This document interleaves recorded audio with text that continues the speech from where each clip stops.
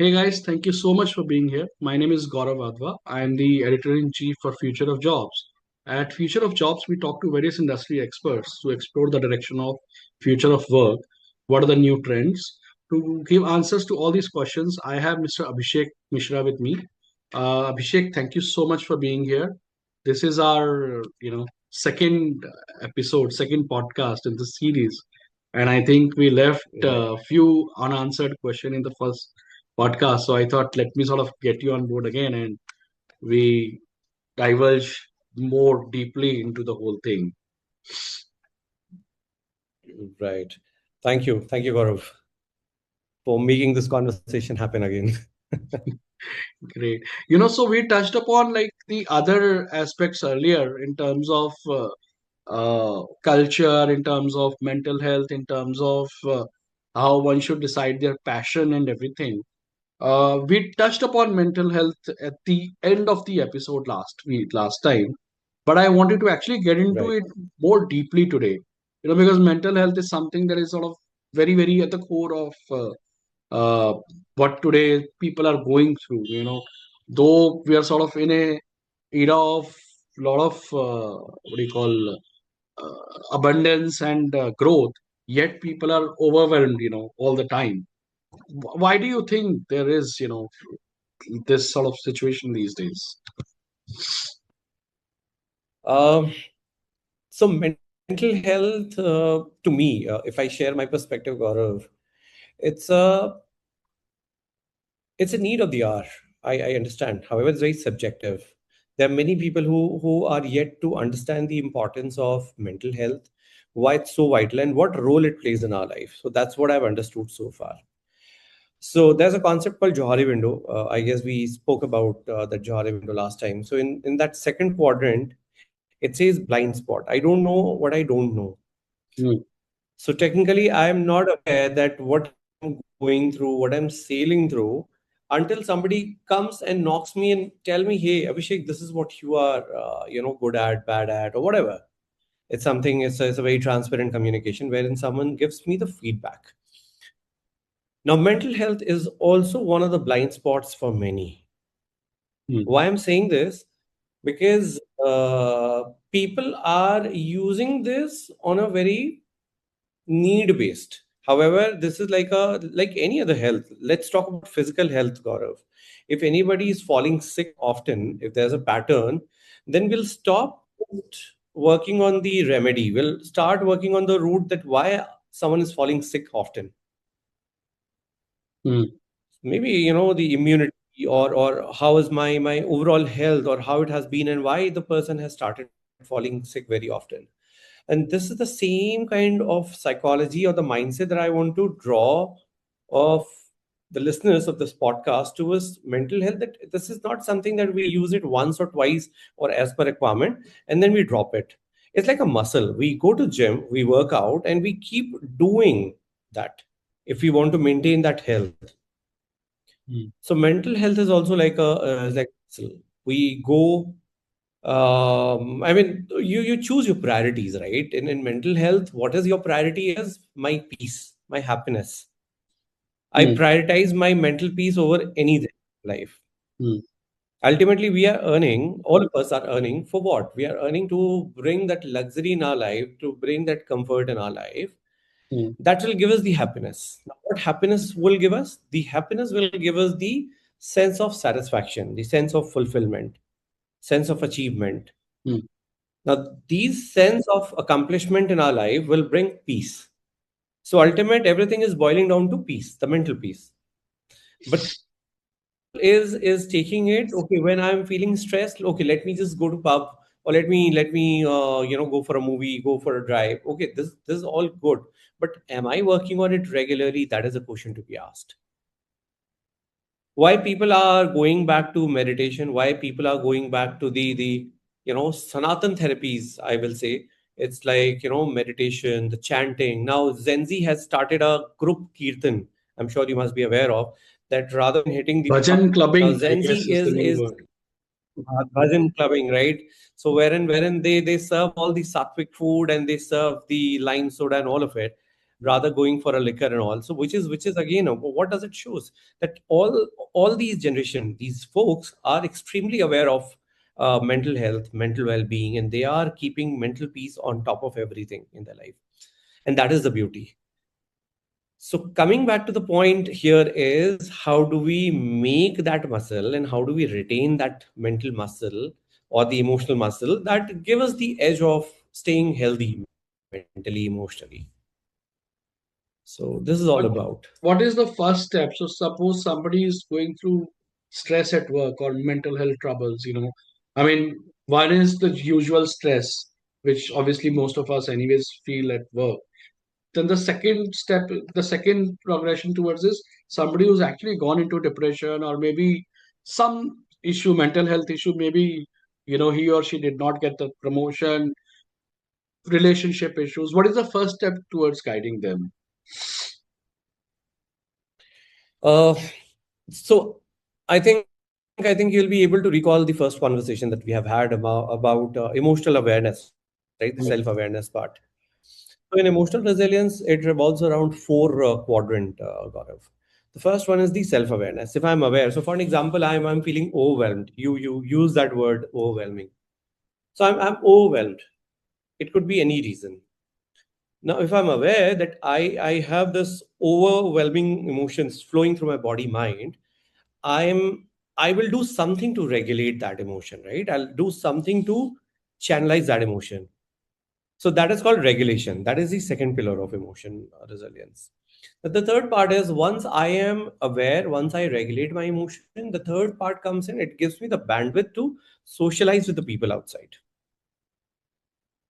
Until I am completely held up, occupied, invested, and completely exhausted within my own self, I have no bandwidth to think of others.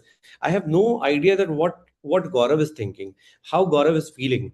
In case Gaurav wants to speak to me, and if he wants to speak his heart with Abhishek, I mean, does Abhishek have the bandwidth? That's the question to be asked. Mm, So if Abhishek is completely occupied juggling up with his own emotion, his own action, his own life, technically Abhishek doesn't have his bandwidth to be empathetic even. And this is what is happening in today's life, be at home or at work. Everyone is so full, Gaurav. Everyone mm, is completely full up to the brim. No one has the bandwidth to talk, and that's the reason. If you go to pub on any Friday night, you will find it completely packed, for a reason that people want to go high, people want to go in the mode of denial, people want to mm, forget everything, want to drink. When they go high, they get a dreamless sleep mm. and want to forget everything for some hours. True. That's the brutal fact, right? And they don't even realize when they slip into the zone of addiction. Eventually, gradually, the week's habit Absolutely. becomes the daily habit, and daily habit becomes the, the dose of the mental relaxation or the denial, getting into the mode of denial for everyone. So coming back to your point again, is the first point is the awareness, self-awareness. If I'm aware that I'm stressed, okay, it's not bad to be stressed. A good stress is a driver in our life, Gaurav. True. The problem is when we sit on it and we nurture that stress until it becomes the bad stress for us. But So then, how emotion does one deal itself with it has. without Hmm. suppressing it? I mean, we see road rage cases today. We see people venting out at their bosses, Correct. their families. How does one deal with it without Hmm. suppressing it? I was about to share that. So thank you so much you asked me that. So the first question here is how to channelize that without suppressing. The very first thing that people need to do is, first, they don't sit on the emotion. If you break the word emotion, Gaurav, the E itself says that energy in motion. E represents E, energy in motion. That is my emotion. So if I am sitting on that emotion, if I am sitting on that energy, and if I'm nurturing that, of course, that will take a bad shape and color. I'll give you an example of, so when we breathe in, we breathe out after a few seconds, right? True. Everything what goes inside has to be channelized. We eat food, we drink water, we use the restroom for that. So whatever goes inside has to be channelized. It cannot sit inside. So is the emotion. Emotion cannot sit inside. If it'll sit inside, it will start stinking. It'll get rotten. And one is get rotten, and that's where people pick up a lot of physical ailment. So good you asked this. Any physical ailment, if you ask, be it your, as basic as say headache, becoming migraine, becoming brain tumor, cancer, you name it, and people always have had that kind of emotional pattern when people used to suppress that emotion, and suppressing that emotion taken a shape and color and structure of that physical ailment in any form and shape. So that's a brutal reality. The second part is, I will suggest one thing is the meditation that I always tell people, please meditate for 10 minutes. That is the best way to channelize your emotion without suppressing that. If you feel that you are finding it difficult, maybe you start with affirmation, you start with journaling. There could be two types of journaling. One is unstructured journaling, when people just come and scribble anything on the notepad, anything, whatever comes to their mind, they just write it down. No structure, no flow, nothing, just they write it down. So that's called brain dumping. I'm dumping everything on the sheet of paper. The second one is the structured one, wherein I am writing everything that I feel like in a very structured, logical way. Affirmation, journaling. Third could be, if you're into gardening, please go back to nature, do that. However, stay mindful. So I always tell people in my circle, in my social network, please stay mindful. Whatever you're doing, stay there, stay in the moment. Do not, and it's easier said than done. I understand, because as per the research, we receive around 90,000 thoughts, Gaurav, conducted by Harvard, and it says that 90% of these 90,000 thoughts belong to either past or the future.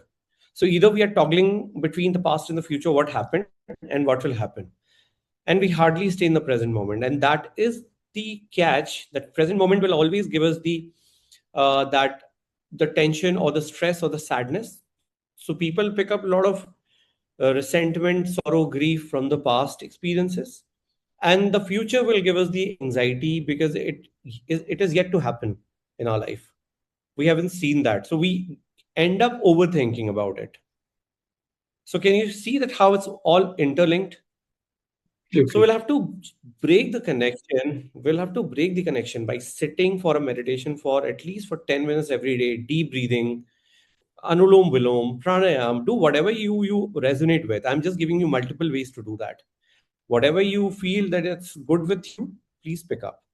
And I've also seen people coming up to me and say, Abhishek, you know what, whenever I sit for a meditation, I get multiple thoughts. How do I overcome that? And that's where I laugh and say, this is the ultimate outcome of meditation. You are not supposed to achieve when you are learning the rope. Do not get into that trap that when I'm sitting for a meditation, I will have no thoughts.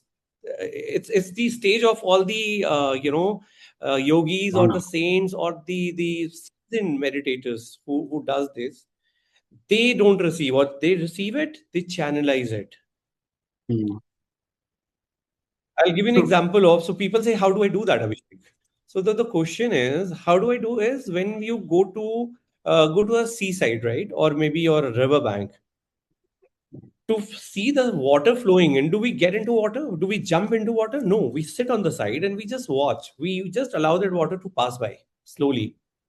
And this is what we'll have to allow our thoughts to, even it comes trouble us, allow being that detached emotion to from it in a pass way. by.